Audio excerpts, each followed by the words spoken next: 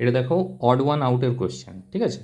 তোমাকে একটা সিরিজ দেওয়া আছে, সেই সিরিজ থেকে কোনটা অড নাম্বার সেটা তোমাকে বের করতে হবে। 4 আছে, 16 আছে, 36 আছে, 62 আছে, 100 আছে, আর 144 আছে। দেখো তুমি স্কোয়ারের কনসেপ্টে যাও। দেখো 4 মানে আমরা লিখতে পারি 2 স্কোয়ার, আচ্ছা 16 মানে লিখতে পারি আমরা 4 স্কোয়ার, 36 মানে লিখতে পারি আমরা 6 স্কোয়ার। আচ্ছা 62টা কিন্তু আমরা কোনো কিছু লিখতে পারবো না। 100কে লিখতে পারি আমরা 10 স্কোয়ার, আর 144কে লিখতে পারি আমরা 12 স্কোয়ার।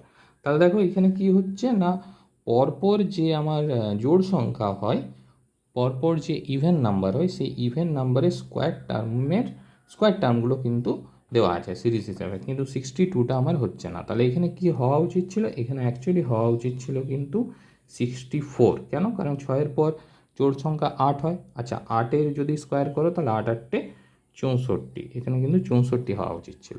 তাহলে তোমার যে অড ওয়ান হবে সেটা হবে কিন্তু 62, ঠিক আছে। মানে কোন অপশানটা আসছে দেখো, option number B is the right answer.